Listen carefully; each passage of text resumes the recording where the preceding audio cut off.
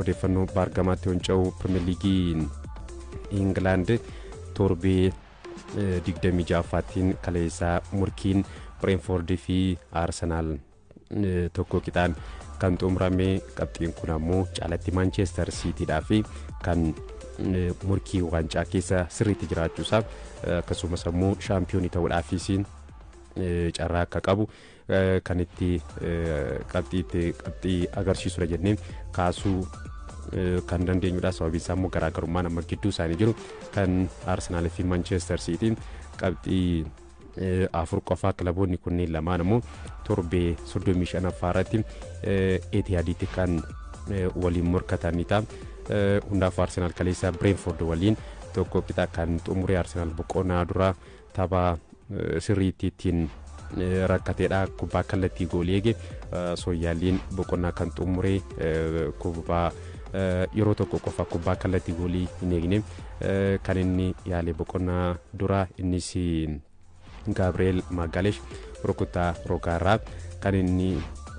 goolii galchuudhaaf yaale kubbaa kallattii gool eegde turre kuni waggaa 5 booda boqonnaa dura yaalii gadaanaa Arsenal taasisee ta'uudhaan kaleessa kan galmaa'e keessattuu boqonnaa dura carraa goolii uumuudhaaf taphattoonni Arsenal hedduu kan itti rakkatan kan ture. Sarara fuulduraa qarqara lamaaniin filannoo jalqabaatiin gara dirree kan seenan Leandro Trossard fi Noni Madueke taphattoota sararitsaa Brentford bira darbuudhaan taphattootaaf kubbaa mijeessuu ofiif ammoo kubbaa yaaluu hin dandeenye taphattoonni kunneen irra deebiidhaan kubbaa argatan gara dirree ofiitti gara duubaatti deebisaate kan isaan turanii. Isaan caalaa immoo Eberiche Eze filannoo jalqabaatiin kaleessa seenus taphataan kun ka'umsa gadaanaadha kan mul'isee taphataa sarara gidduu akka ta'e ni beekama. Eberiche Ezenii ta'us carraa goolii taphattootaa fi uumuu hin dandeenye akka taphataa sarara gidduutti sochii baay'ee laafaadha dirree keessatti kan mul'isee taphataa sarara gidduu ta'us garuu taphicha to'achuudhaaf taphataa rakkateedha kan ture. Boqonnaa dura Declan Rice fi Martin Zubimendi waliin qindoomina irraa eegamu yookiin ammoo ga'umsa baay'isa taphattoota kanneen waliin mul'isuu hin dandeenye. Eberiche Ezenii ittisa cimaa Brentford bansiisuudhaaf yaaliin taasise laafaadha kan ture. waliigalaan daqiiqaa 45 dirree keessa tureen Eberiche Ezenii yeroo 17 qofa kubbaa kan inni tuqee dirree keessatti Victor Yokeres taanuudhaan taphataa kubbaa yeroo muraasa kan tuqee Eberiche Ezeedha. taphataa sarara gidduu ta'ee garuu kubbaa waliin irra deebiidhaan walitti dhufuutu sarara ture. taphattootaaf kubbaa gara fuulduraa qabatee deemu akkasumas ammoo taphattoota sarara fuulduraa qarqara lamaanii fi sarara gidduu Victor Yokeres fi kubbaa mijeessuu irratti ka'umsi boqonnaa dura taphataan kun daqiiqaa 45 dirree keessatti mul'ise laafaadha kan ture. boqonnaa deebii Eberiche Ezen gara dirreetti hin deebine Martin Odegaard bakka isaa bu'uudhaan jijjiiramee seenuudhaan Odegaard kan taphate erga Odegaard seenee booda garuu Arsenal kan boqonnaa duraarraa fooyyedha kan ture. gahaa ta'uu baatus garuu carraa goolii uumuudhaaf yaalaatti kan ture. erga Martin Odegaard gara dirree seenee booda Odegaard sochii baay'isa mul'isaati kan ture hanga dirree keessatti kaleessa miidhamuutti jechuudha. ga'umsi inni mul'ise garuu kan Eberiche boqonnaa dura mul'ise caala fooyyedha kan ture. erga Odegaard gara dirreetti seenee booda taphattoota irratti kaka'umsa kan uume Arsenal kubbaa kallattii goolii eegde yaaluudhaa fi saayii tokko ol kaleessa kan itti fudhate daqiiqaa 61ffaarratti Noni Madueke kubbaa kallattii goolii eegdee gara gooliitti yaalee kan inni goolii galchee hin kaappee qarqara bitaarraa kubbaa qilleensarra mijeessee fi Maduekeen addaan itti bu'uudhaan goolii kan galchee. kubbaan kunis ka'umsi kubbaa kana darbannaa harkaati kan turte. daqiiqaa 75ffaatti ammoo Lewis Potter goolii galchuudhaan kan wal qixxeesse. Brentford ka'umsi goolii kanaas darbannaa harkaarraa addaan itti bu'uudhaan taphataan kun kan inni galchee wantoota tapha Arsenaal fi Brentford murteessuu danda'an keessaa tokko sochii kubbaa dhaabbateerraa taasifamuudha kan ture. Kilaboonni lamaanuu gama kanaan kilabootaa fi yaaddoo akka ta'an ni beekama. Brentford darbannaa harkaatiin, Arsenaal immoo kubbaa dhaabbate keessattuu rukutaa rogaatiin kilaboota irratti goolii galchaati kan jiru. Gama kanaan Brentford kaleessa Arsenaalii fi dhukkubbii mataati kan ture, keessattuu darbannaa harkaatiin Arsenaal hedduu kaleessa Brentfordin kan inni qorame irra deddeebiin goolii galchuudhaaf yaalaati kan turan taphattoonni Brentford akkuma kaleessa kilaboota irratti darbannaa harkaatiin goolii kilaboota irratti galchaati kan jiru. bara dorgommii kana qofa Liverpool fi Chelsea irratti kilaboota gurguddoo irratti darbannaa harkaatiin goolii kan galche marsaa jalqabaatiin Chelsea irratti Chelsea 2-1 dursaa ture. Daqiiqaa xumuraarratti darbannaa harkaatiin kubbaa darbatameen taphataan Brentford addaan itti bu'uudhaan Chelsea irratti goolii qixxeessitu kan galche. Gama kanaan taphataan kan Brentford Daangoo Otaaraa fageenya irraa darbannaa harkaa fageessee darbachuudhaan Premier League Englandin taphataa beekamuudha. Taphataan kun hanga meetira 20 ol darbannaa harkaa kubbaa darbachuudhaan kan beekamu. Sarara peenaalitii garee faallaa keessatti irra deddeebiidhaan kubbaa darbachaati kan jiru. Yeroo inni fageesse kubbaa sarara peenaalitii garee faallaa keessatti darbatu ammoo taphattoonni kan Brentford kubbaa kana gara gooliitti jiraati kan isaan jiranu addaan itti bu'uudhaan yookiin ammoo miila isaaniitiin goolii kilaboota irratti galchuudhaan Brentford gama kanaan kilabootaaf yaaddoo guddaa kan ta'e darbannaa harkaa fi rukutaa rogaa dabalatee kubbaa dhaabbateen leenjistoonni kan kilaboota lamaanii kan Brentford Steven Rice fi akkasumas ammoo kan Arsenal Nicolas Jove morkii olaanaadha kaleessa kan taasisaati turanii. Morkiin kan Mikel Arteta fi Andreas qofan turre kaleessa dirree keessatti leenjistoonni kan kubbaa dhaabbatee yeroo darbannaa harkaa argatan akkasumas ammoo rukutaa rogaa taphattoota isaaniitii fi ajaja garaagaraa dabarsaati kan turani. Gama kanaan Brentford Arsenal caalaa bu'aa qabeessa kan ture kaleessa jechuudha. Boqonnaa booda jechuudha. Bukayo Saakaan jijjiiramee seenus wanti dirree keessatti jijjiirame hin turre. Boqonnaa deebii jijjiirame kan seene taphataan Arsenal Gabriel Martinelli sa'aatiin dilee daqiiqaan 90 xumurame. Daqiiqaa qisaasee 5 kenname keessa afuraffaatti carraa Arsenal 2-1 ittiin dursuu argateeti kan ture taphataan kun. Ta'us itti fayyadamuu dandeenye goolii waliin walitti dhufe goolii kana galchuu dandeenye. Gabriel Martinelli carraa baay'ee deeggartoota Arsenal kan gaabbisiistuudha kan turte. Taphataan kun Martinelli jechuudha dhiyeenyuma tapha Arsenal Brentford Bournemouth waliin qixa baheen carraa goolii Arsenal ittiin injifachuu danda'u argate. Osoo hin galchiin kanaaf kaleessas itti fayyadamuu dandeenye. Goolii kan Brentford Kalahaa waliin walitti dhufe osoo hin galchiin kanaaf goolii Brentford kubbittii jalaa deebisuudhaan Arsenal taphicha akka hin injifanne kan taasise. Tapha kanaan wal qabatee Saalibaan sababa dhukkubsateef akka hin taphanne akkasumas immoo taphichaan miseensa garichaatiin alakkate. Taphichaan booda leenjisaan Arsenal Mikel Artetaan kan dubbate Arsenal qixa bahuu isaatiin wal qabatee Manchester Cityidhaaf carraa guddaa kan baneefidha kaleessa. Kilaboonni lamaan qixa bahuu isaaniitiin wal qabatee amma garaagarummaan gidduu isaanii jiru. Manchester City fi Arsenal gara qabxii afuriitti kan dhiphate. Dhiyeenya tapha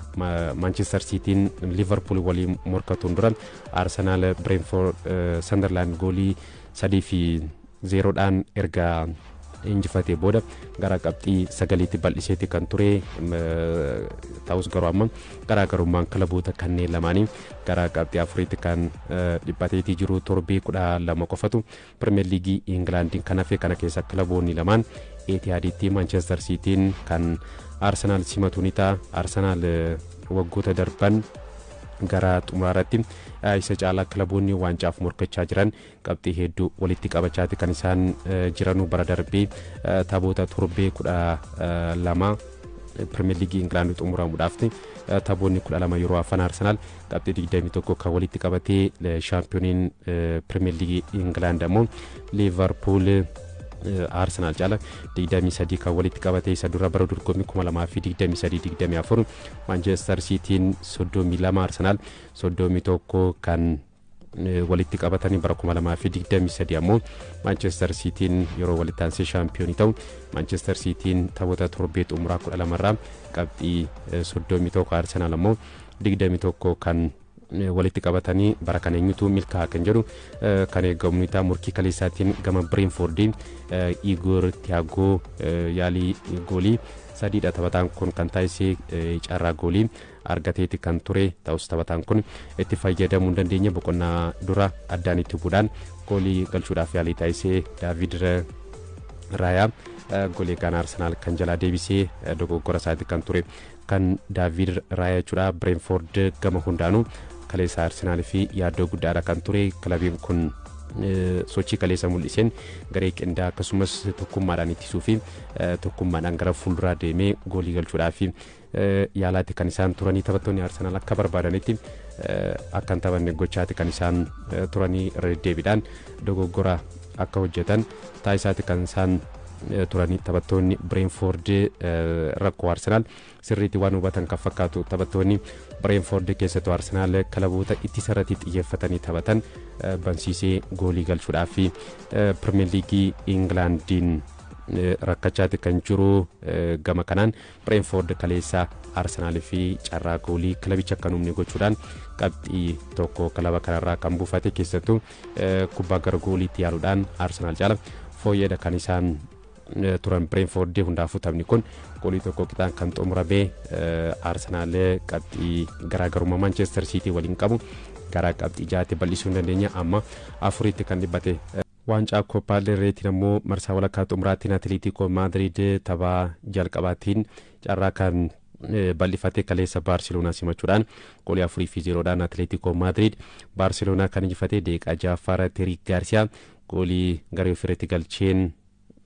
Atletico Madrid dursuu kan eegalee gooliin kun garuu dogoggora Eric Garcia hin turre kubbaa gara duubaatti goolii Barcelona Joan Garciaaf gara duubaatti deebiseedha goolii kana galtee goolii kun kubbittii miila isaatiin to'achuudhaaf yeroo yaaluu bira darbuudhaan kan Barcelona irratti gooliin kun galtee kubbaa gasmara baay'ee ulfaataan turre goolii kun goolii Barcelona irratti galee gatii kan kaffalchiise deeqaa 14 Antoine Griezmann goolii lammaffaa kilaba isaa durii irratti galchuudhaan Atletico Madrid 2-0dhaan dursaatti kan ture deeqaa 33 Ademola Lookman akkasumas sa'aatiin idilee kan boqonnaa duraa 45 xumurame deeqaa qisaasee lammaffaatti Julian Alvarez goolii hawwattuu galchuudhaan Atletico Madrid boqonnaa dura goolii 4 Barcelona irratti galcheen 4-0dhaan tapha kana kan injifate Barcelonaan boqonnaa deebii Pau Kubarsi goolii galcheeti kan ture ta'us VAR goolii kana taphaan ala jechuudhaan Barcelona jalaa kan haqee VAR murtoo kana dabarsuudhaaf daqiiqaa 8 kan itti fudhate taphattoonni kilaboota lamaanii naannoo daqiiqaa 8 fi dirree keessatti dhaabbachaatti kan isaan turanii murtoon VAR daqiiqaa 8 ta'uun isaa daqiiqaa 8 fudhachuun isaa sirrii akka hin taane leenjisaan Barcelona Hansi Flick kan isaan dubbatanii taphichaan booda jechuudha Atletico Madrid goolii kana goolii dabalataa galchuudhaaf carraa goolii argataniiti kan isaan turanii taphattoonni kilabichaa garuu carraa goolii dabalataa boqonnaa deebii argatan sana itti fayyadamuu dandeenya kaleessa keessattuu Barcelonaan taphattoota sarartisaa gara sarara gidduutti baay'ee siksee haayilaaniidhaan taphachuunsaa kaleessa Barcelona gatii kan kaffalchiisee iddoo taphattoonni sarartisaa Barcelona dhiisanii gara fuulduraa deeman taphattoonni Atletico Madrid itti fayyadamaati kan turanii kanaanis goolii 4-0dhaan Barcelona injifachuudhaan Atletico Madrid tapha marsaa jalqabaatiin carraa kan bal'ifate marsaa tapha deebitiin Barcelonaan marsaa tanuuf darbuudhaaf dirqama goolii 5-0dhaan Atletico Madrid injifachuutu irraa eegama tapha biraatiin dhifama odeeffannoo biraatiin Raheem Sterling kilaba haaraa kan argatee dhiyeenya Chelsea waliin taphataan kun gargar ba'uudhaan kilaba maleedha kan ture kaleessa bilisaan kilaba Neezerlaandis Feyenoord fi Raheem Sterling kan inni mallatteessee Feyenoord taphataa duraanii Arsenal fi Manchester United Robin van Persie'dhaan leenji'aati kan jiru Raheem Sterling kilaba Neezerlaandis kana keessatti ga'umsa akkamii mul'isaa kan jedhu ni eegama. Manchester City gadhiisuudhaan Chelseadhaaf erga mallatteessee booda ga'umsa irraa eegamu mul'isuu hin dandeenye keessattuu ergisaadhaan Arsenaalii fi bara darbee taphatus ergisaadhaan ga'umsa gadaanaa mul'isuudhaan gara Chelseatti kan deebi'e gara Chelseatti erga deebi'ee booda garuu Chelseadhaaf taphachuu hin dandeenye. Gama kanaan kilaboonni lachanuu erga waliin mari'atanii booda taphataan kilabichaa kan taphataan duraanii Manchester City Raheem Sterling fi Chelsea waliin erga mari'atanii booda gargar kan isaan bahanii kanaanis bilisaan Feyenoordiif kaleessa Raheem Sterling kan inni mallatteesse 83 irratti erga waan dhufa muraasa laaluu fi caalaa godina Wallagga Baasaa Sigaaraa kan barreesse Arsenaalii wal qabatee kan 2-0dhaan jedhee akkasumas Seefuu Abbaa Jihaad Jimmaa Oomoo Beeyyamirraa qophiin keessan ba'isaa Buunoo Baddaleerraa Naatanaa'el takka jechuudhaan Arsenaal qixa bahuusaa natti toleeraa waancaan kan Manchester City'ti jedhee Xayyibuu Abaadir Buunoo Baddaleerraa miidhamaa Isaaq jedhee akkasumas Saadaa Mustafaa Baddaleerraa Arsenaal wal qabatee Manchester City'n waancaan kan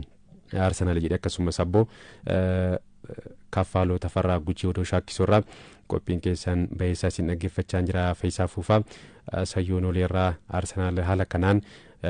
waancaa 4-1 cimaa kan jedhee kan alattamuu Rees Yaasiin Manchoorraa Jeeremii Frimpong